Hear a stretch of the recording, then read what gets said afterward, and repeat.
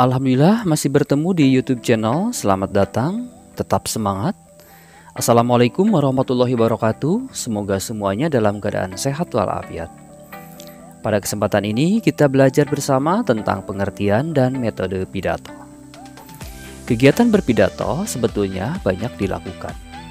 Kita sering melihat dan mendengarkan pidato kenegaraan, pidato menyambut hari besar, dan pidato sambutan acara. Begitu juga pidato yang banyak dilakukan siswa seperti pidato acara syukuran berhasil menjuarai suatu lomba, lulus ujian, dan kesempatan lain yang mengharuskan berbicara di hadapan orang lain. Ini juga adalah kegiatan berpidato.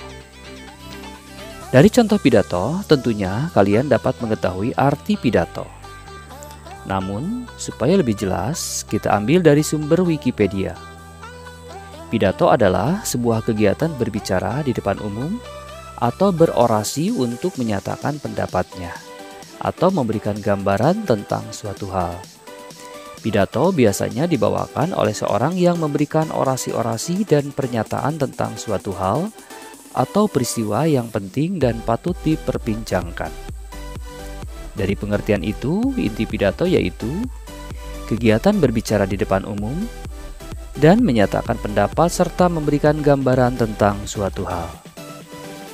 Adapun pidato yang dimaksud dalam pembelajaran bahasa Indonesia untuk kelas 9 adalah pidato persuasif.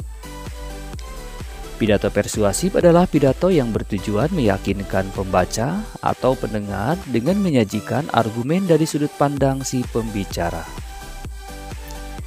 Sehubungan pidato persuasi itu bertujuan meyakinkan, maka perlu diketahui bahwa dalam meyakinkan atau memersuasi itu perlu memperhatikan cara-cara.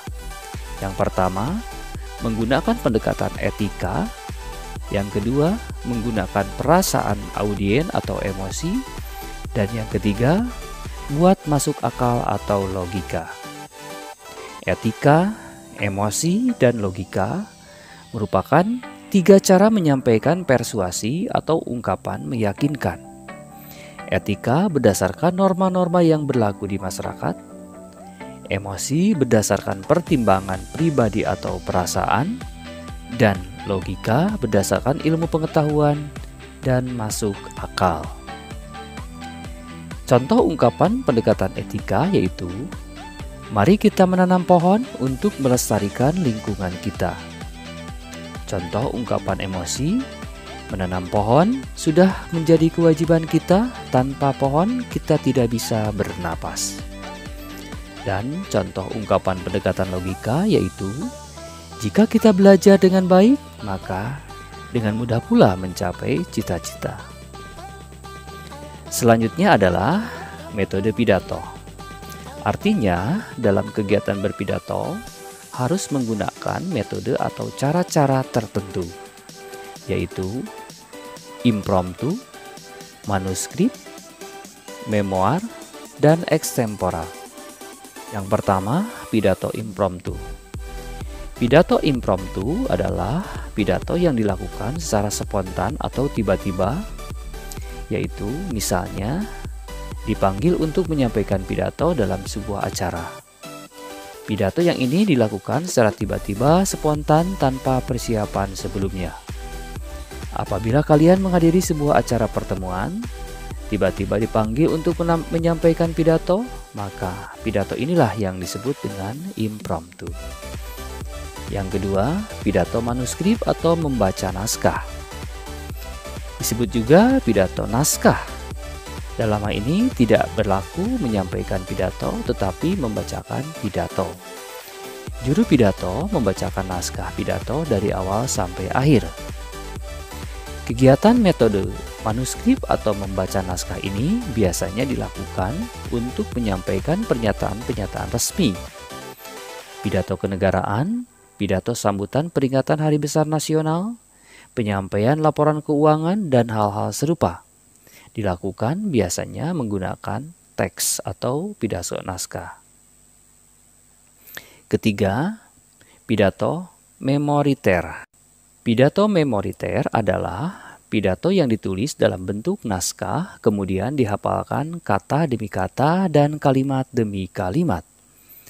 Pada pidato jenis ini, yang penting memiliki kemampuan menghafalkan teks pidato dan mengingat dari awal sampai akhir. Keuntungannya yaitu, jika hafal, pidato akan lancar, tetapi kerugiannya yaitu, jika berpidato dengan datar dan monoton, maka tidak akan mampu menarik perhatian pendengar. Apalagi naskah pidato yang dihafalkan lupa, maka kegiatan berpidato tidak akan berjalan dengan baik. Yang terakhir adalah pidato ekstemporan. Pidato ekstemporan adalah metode pidato dengan cara menuliskan atau menyiapkan garis besar yang akan disampaikan. Metode pidato ekstemporan biasanya dipakai oleh pembicara yang sudah ahli atau sudah sangat berpengalaman. Hal tersebut karena pembicara hanya menuliskan catatan atau garis besar yang sudah disiapkan sebagai pengingat inti pembicaraan yang akan disampaikan. Berdasarkan hal-hal tersebut, dapat disimpulkan bahwa pidato persuasi merupakan pidato yang bertujuan meyakinkan pembaca atau pendengar dengan menyajikan argumen dari sudut pandang si pembicara. Pidato tersebut dapat dilakukan dengan menggunakan beberapa metode, yaitu serta-merta, naskah, memoriter atau menghafal, dan ekstemporan atau garis besar. Dalam meyakinkan atau memersuasi audien, yaitu dengan cara menggunakan perasaan audien atau emosi, menggunakan pendekatan etika, dan menggunakan logika. Itulah materi yang bisa saya sampaikan. Terima kasih. Mohon maaf atas kekurangan. Wassalamualaikum warahmatullahi wabarakatuh.